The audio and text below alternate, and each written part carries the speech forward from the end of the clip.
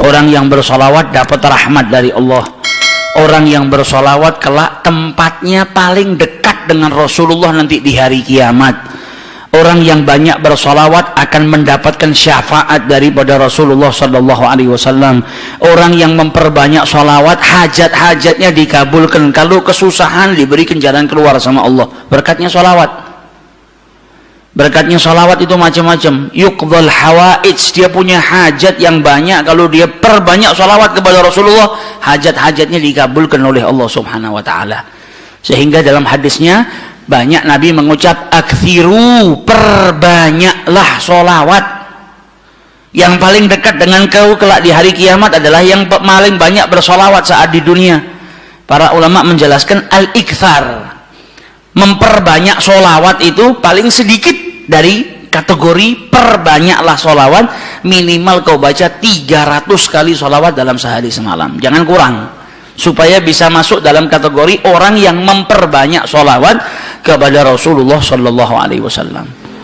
Apalagi di zaman-zaman seperti ini kita sudah harus lebih banyak bersolawat, dan solawat itu zikir.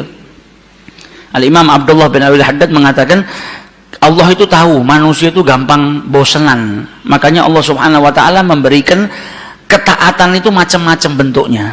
Zikir pun macam-macam, ada astaghfirullah, ada kalimat tauhid la ilaha illallah, ada tasbih, ada tahmid, ada solawat.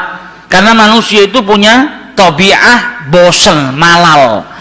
Kalau zikir itu cuma satu, ditakutkan dia nanti sumpek, bosen. Kalau bosen, akhirnya dia nggak memperbanyak.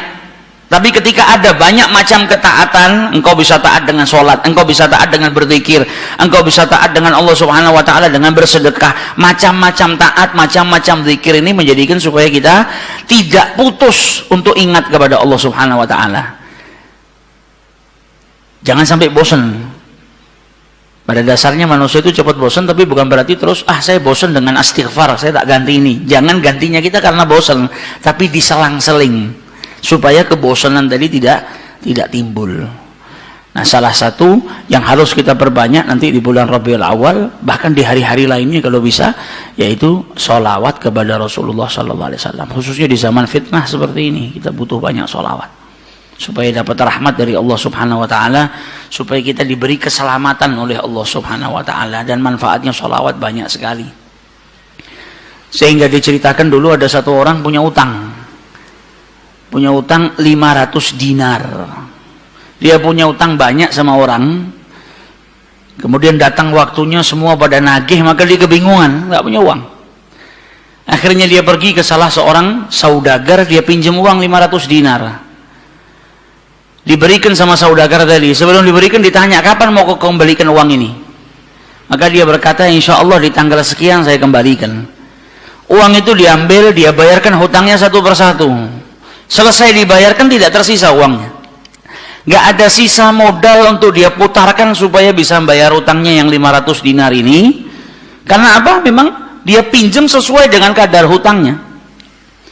Sampai ketika datang waktu jatuh tempo, yang punya uang datang ke rumahnya nagih, mana uang 500 dinar yang kau pinjam? Kau janji hari ini akan melunasinya. Maka dia bilang, demi Allah, sepeser pun saya nggak punya. Saya belum mendapatkan apa-apa untuk saya bayarkan kepada dirimu. Maka yang punya uang nggak mau tahu. Engkau janji tanggal sekian mau kau bayar, sekarang sudah jatuh temponya, maka bayar hutangmu sesuai dengan ucapanmu. Dia bilang, saya nggak punya. Kalau begitu ayo pergi ke Qadhi, pergi ke hakim. Nggak benar ini perbuatanmu. Maka yang utang tadi dibawa sama yang punya uang ke hakim. Diceritakan perkaranya, ditanya sama hakim, kenapa tidak kau bayar hutangmu? Bukankah engkau berjanji hari ini akan melunasinya? Dia bilang, iya saya berjanji, tapi saya nggak punya uang. Saya bukan pengkhianat, bukan orang yang mau berdusta. Kalau berdusta saya akan bilang saya nggak punya uang. Nggak ada perjanjian di sini, nggak ada bukti. Tapi saya ngaku kalau saya punya utang dan hari ini saya nggak punya uang untuk saya bayarkan. Maka Qadhi berkata, apa? Kalau begitu kau melanggar janjimu, maka engkau harus dihukum, engkau harus dipenjara. Maka yang utang tadi bilang apa? Kalau begitu ya sudah. Kalau memang hukumannya saya harus dipenjara karena saya nggak bayar utang, ya sudah saya terima. Tapi tolong berikan saya waktu 1 hari. saya mau kembali ke rumah saya mau izin dengan istri dan anak-anak saya, besok saya akan kembali ke sini lagi dan masukkan saya ke dalam penjara. Maka sang hakim berkata apa?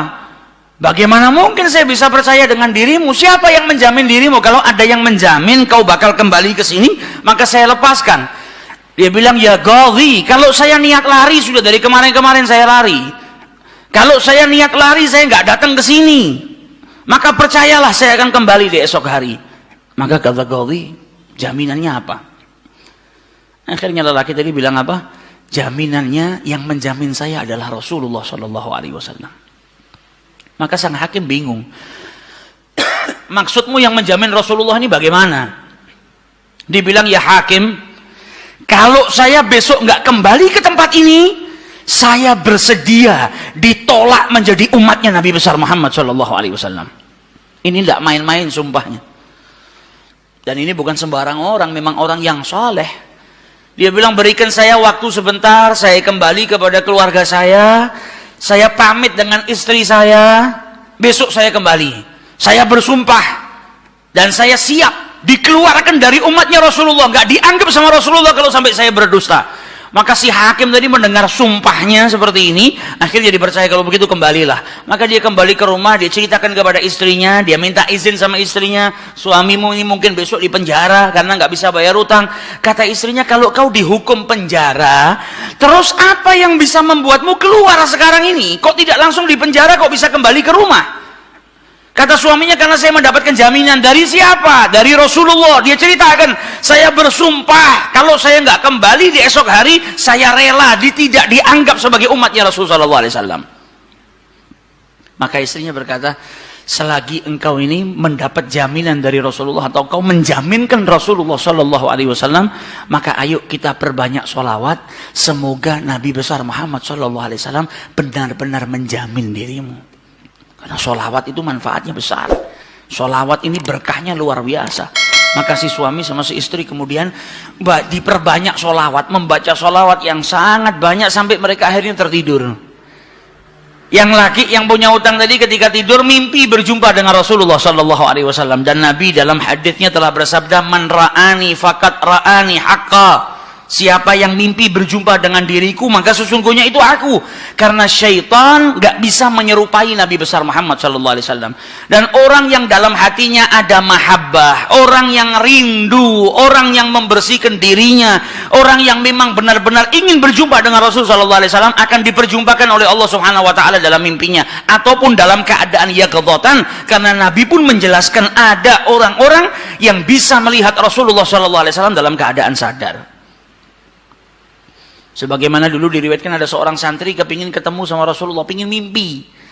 Tanya sama gurunya, sama kiainya, ajarkan kepadaku caranya mimpi ketemu Rasulullah itu bagaimana. Kata kiainya, apa? Gampang. Nanti malam kau makan ikan asin yang banyak, setelah makan jangan minum, kau tidur. Maka dia bingung, apa hubungannya ikan asin dengan mimpi ketemu Rasulullah? Praktekkan. Ini kiai mau mendidik santrinya yang betul-betul kepingin berjumpa dengan Rasulullah, pingin mimpi dengan Rasul Sallallahu Alaihi Wasallam. Maka malam hari datang, dia makan ikan satu piring, setelah itu nggak minum, tidur. Bangun tidur, dia pergi ke gurunya, marah, mana saya nggak ngimpi ketemu Rasulullah. Kata gurunya, apa yang kau impikan? Kau mimpi ngelihat apa? Kata santri tadi, saya mimpi ngelihat laut, ngelihat sungai, ngelihat hujan, ngelihat air terjun. Kata gurunya, karena sebelum tidur yang kau rindukan adalah air. Kau makan ikan asin sehingga kau kehausan. Yang kau rindukan dan kau dambakan air. Maka apa yang kau rindukan dan apa yang kau dambakan datang dalam mimpi. Coba setiap kali kau tidur kau rindu dengan Rasulullah. Coba setiap kali kau tidur kau ingin sekali dan minta sama Allah Subhanahu Wa Taala akan diperjumpakan dengan Rasul Sallallahu Alaihi Wasallam. Maka kau akan diperjumpakan dengan Nabi besar Muhammad Sallallahu Alaihi Wasallam. Nah, ini yang diajarkan sama para ulama. Ini yang punya utang dari mimpi ketemu Rasulullah Sallallahu Alaihi Wasallam.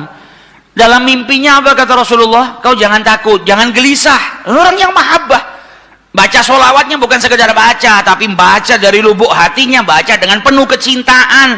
Mimpi berjumpa dengan Rasulullah dan berkahnya sholawat tadi bisa menyelamatkan orang, hajat-hajatnya bisa dikabulkan, dapat pertolongan dari Allah Subhanahu Wa Taala. Maka dalam mimpinya Rasulullah bilang apa? Besok pagi kau pergi, idhab ilal wali. Pergi ke gubernur di tempatmu itu, bilang sama gubernur tadi, Rasulullah mengucapkan salam kepadamu. Dan sampaikan kepada si gubernur, kalau setiap hari dia bersolawat kepada Rasulullah sebanyak 1000 kali, itu solawatnya sampai kepada Nabi Muhammad. Dan sampaikan kepada si gubernur, tadi malam dia itu kebingungan baca solawat sudah 1000 atau belum. Ada salah dalam menghitung sehingga dia itu gelisah, saya sudah 1000 atau belum. Maka sampaikan kepada gubernur itu bahwasanya solawatnya sudah sampai 1000, jadi dia nggak perlu gelisah. Bangun dari tidur, dia mau kembali ke Ghazi, tapi sebelumnya dia pergi ke wali, pergi ke gubernur tadi. Sampai di rumahnya gubernur, dia sampaikan, wahai wali, wahai gubernur, Rasulullah menitipkan salam kepadamu. Kaget dia. Orang yang selama ini dia solawati, gubernur ini gubernur yang cinta kepada Rasul Sallallahu Alaihi Wasallam, tiba-tiba ada orang yang datang bawakan salam dari Rasul Sallallahu Alaihi Wasallam. Nabi Muhammad berkata kepadamu, wahai gubernur, solawatmu yang kau baca 1000 kali setiap hari sampai kepada Rasulullah. Dan tadi malam ketika engkau kebingungan solawatmu itu sudah 1000 atau belum, ternyata sudah 1000. Nabi ngabarkan kau jangan takut, jangan gelisah, karena solawatmu seperti biasa, istiqomah kau baca, jumlahnya sudah 1000. Dan Nabi Muhammad minta engkau bantu diri saya untuk melunasi hutang. Maka saking gembiranya dapat salam dari Rasulullah, dapat kabar kalau solawatnya yang selama ini dia baca sampai kepada Rasul Sallallahu Alaihi Wasallam. Ditanya utangmu berapa? 500 dinar. Diambilkan 500 dinar dari Baitul Mal. Setelah itu diambilkan lagi 2.500 dinar dari uang pribadinya. Ini hadiah buat dirimu karena kau datang bawa kabar gembira kepadaku, yaitu Rasulullah Shallallahu Alaihi Wasallam mengucapkan salam kepadaku. Mahabbah. Kita belum tentu, kalau mungkin andai ada orang yang mimpi berjumpa dengan Rasulullah, kemudian Nabi mengucapkan salam kepada kita, belum tentu kita bahagia sampai bisa mengeluarkan harta seperti itu. Tapi orang-orang yang mahabbah, kecintaannya sama Rasulullah luar biasa.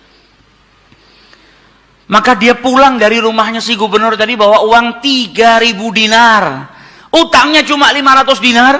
Berkat sholawat dia bisa melunasi hutangnya. Maka dia pergi ke rumah qadhi, sebagaimana janjinya dia akan kembali. Dia ketuk pintu rumah qadhi, maka qadhi tadi ketika buka pintunya langsung memeluk orang tersebut, nangis yang luar biasa dan berkata apa? Alhamdulillah, berkat dirimu tadi malam saya mimpi ketemu Rasulullah Sallallahu Alaihi Wasallam. Kata Rasulullah apa? Kalau engkau membantu orang yang punya utang itu untuk melunasi hutangnya, maka aku akan membantumu kelak di hari kiamat. Diambilkan uang 500 dinar diberikan kepada orang tersebut.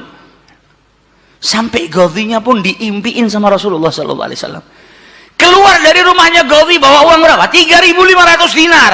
Dia pergi ke tempat orang yang dia utangi mau bayar utangnya.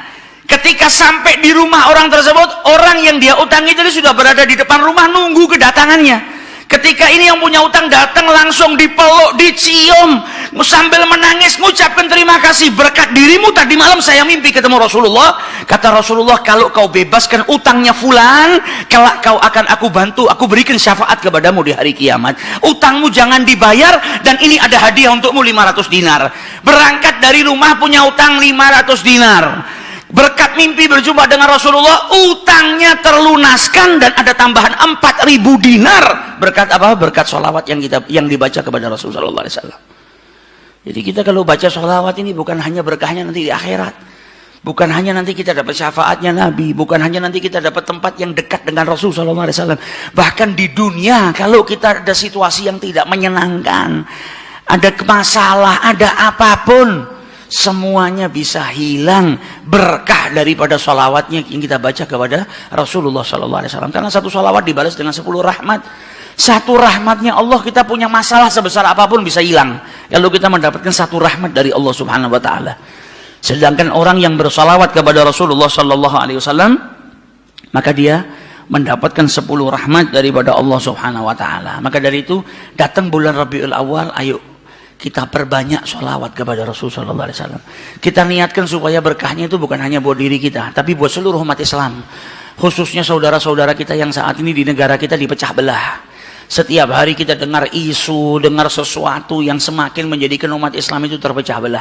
Kita minta sama Allah melalui sholawat kepada Rasul Sallallahu Alaihi Wasallam agar berkahnya sholawat, berkahnya Rabiul Awal ini, umat Islam dipersatukan oleh Allah Subhanahu Wa Taala, tidak terpecah belah, menjadi umat yang kuat. Negara kita yang kemarin-kemarin sedang dilanda musibah, insya Allah berkat sholawat gak ada lagi musibah. Negara kita dijaga sama Allah Subhanahu Wa Taala, dijadikan baldatun baldatun thayyibatun wa rabbun ghafur, berkat sholawat kepada Rasul sallallahu alaihi wasallam.